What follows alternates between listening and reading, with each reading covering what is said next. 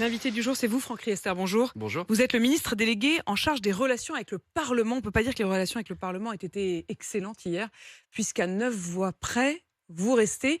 Mais est-ce que vraiment vous pouvez rester? Est-ce que justement, avec seulement 9 voix, Elisabeth Borne, vous, les ministres, vous pouvez rester? La majorité, c'est la majorité. Il y a une majorité de députés qui n'ont pas voté la motion de censure. Et donc, nos institutions sont claires.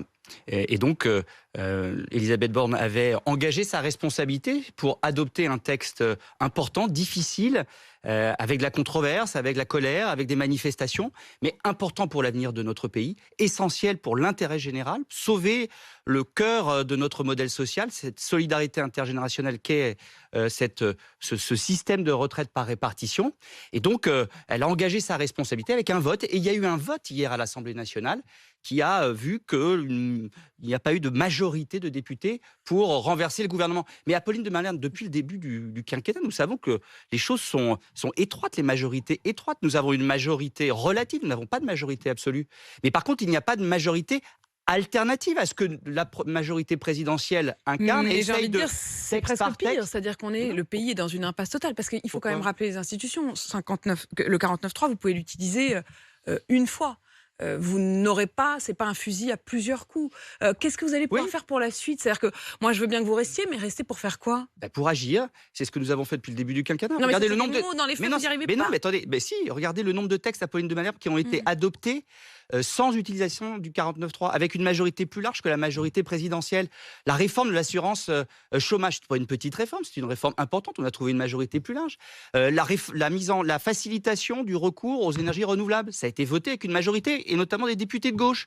Quand cette réforme de l'assurance chômage a été votée avec un certain nombre de députés de droite, le projet de loi pouvoir d'achat a été adopté avec une majorité plus large. 8 textes ont été adoptés avec Donc une pour majorité vous, plus large. Donc vous voyez ça bien, marche, quoi. Ça passe. c'est difficile. On a une majorité qui n'est pas absolue, nous avons une majorité relative, mais quelle alternative? Quelle alternative sur cette réforme des retraites, mais quelle alternative politique? C'est le rassemblement des contraires, c'est l'alliance de la carpe et du lapin entre l'extrême gauche et l'extrême droite. Les NUPES, par exemple, ils n'ont que 149 députés. Nous en avons 250, nous, la majorité présidentielle. Les RN, c'est 88. Est-ce qu'ils vont faire une majorité, porter un projet politique avec, dans le même gouvernement, Marine Le Pen et Jean-Luc Mélenchon? Mais c'est inimaginable. Donc pour vous, la légitimité est là. Il y a un président de la République qui a été réélu, très clairement, au printemps, et une majorité, pas absolue, mais relative, de parlementaires qui soutiennent le président de la République et qui essayent, texte après texte, de trouver des majorités.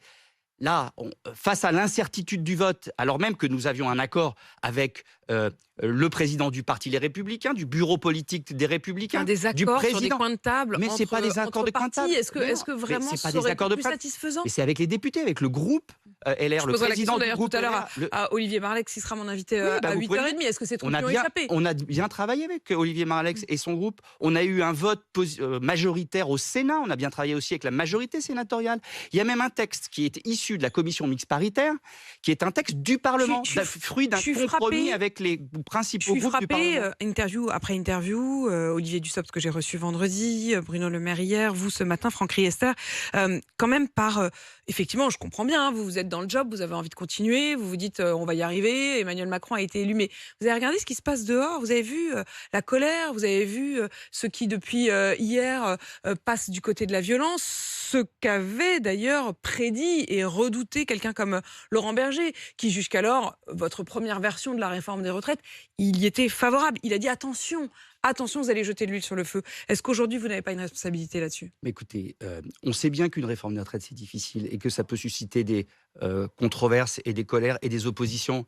Mais est-ce que c'est pas la responsabilité politique de dire, par exemple, avant les élections, comme l'a fait le président de la République et comme l'ont fait les candidats de la majorité présidentielle dans leurs élections législatives, de dire que nous allions réformer notre système de retraite pour le sauver. Nous l'avons dit clairement avant et nous le mettons en œuvre après. Et pas en appliquant d'une façon autoritaire le projet que nous avions présenté Comment vous aux voyez Français, les jours qui en viennent? tenant compte de l'avis des organisations syndicales. Non mais écoutez-moi, Apolline de Malherbe. Franchement, c'est très important, c'est le fonctionnement de notre démocratie. Dans une démocratie, quand on va devant les Français, on doit absolument dire ce qu'on va faire après. Et c'est ce que nous avons fait, c'est ce que le président de la République a fait.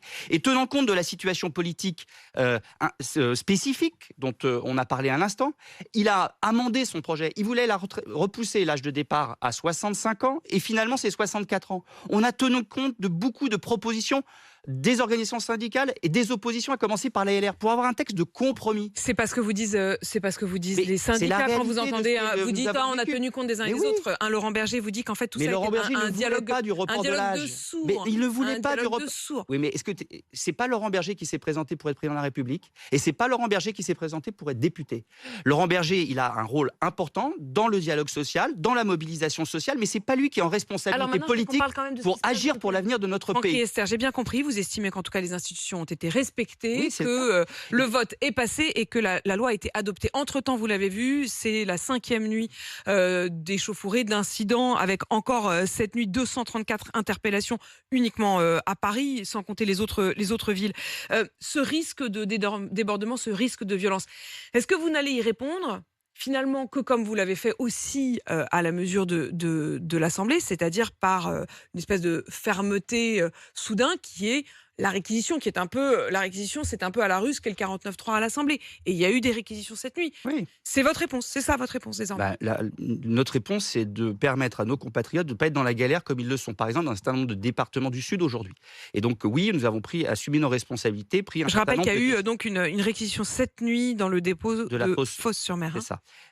Et donc, nous avons pris notre responsabilité pour assurer un approvisionnement en carburant de nos compatriotes. Pour autant, nous restons à l'écoute, nous restons ouverts, nous restons à travailler avec les organisations syndicales pour l'avenir, pour tous les sujets, et ils sont nombreux qu'il y a devant nous, notamment en matière de travail, en matière de modernisation du service public de l'emploi, en matière justement de prise en compte des difficultés auxquelles nos compatriotes sont confrontés dans leur vie au quotidien. Quand vous voyez cette violence qui ne cesse pas, qui même, on entendait tout à l'heure, j'étais en ligne avec l'un des responsables CGT d'une des raffineries des Bouches-du-Rhône, qui a même monté d'un cran. C'est-à-dire, c'est pas que ça se calme, c'est que c'est même l'inverse. Jusqu'alors, ils n'étaient qu'en grève du dépôt. Depuis cette nuit, ils sont en grève de production. Il faut souhaiter l'apaisement parce qu'une grande démocratie comme la nôtre doit respecter les institutions et le fonctionnement démocratique. C'est ça que dira Emmanuel Macron demain ?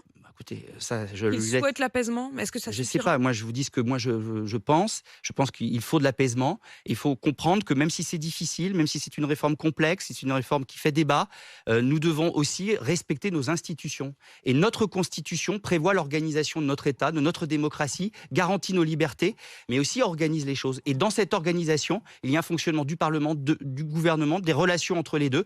Et ce qui s'est passé pendant tout le parcours du texte au Parlement, c'est le respect de notre Constitution. Et l'option de déposer le texte, c'est-à-dire de ne pas l'assumer jusqu'au bout, de ne pas le promulguer, c'est ce que laisse entendre l'un de vos députés, Patrick Vignal, qui est député de l'Hérault de La République En Marche, qui disait hier qu'il appelait Emmanuel Macron à suspendre la réforme.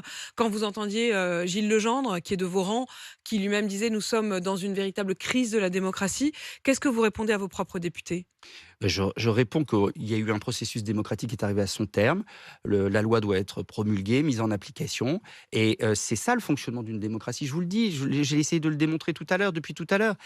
Maintenant, bien évidemment, il faut en tenir compte, essayer de regarder comment on peut encore mieux fonctionner dans l'avenir, comment encore mieux discuter, encore mieux partager. On a toujours des regrets, on peut toujours expliquer mieux, on aurait pu faire encore mieux en termes peut-être de communication, bien évidemment.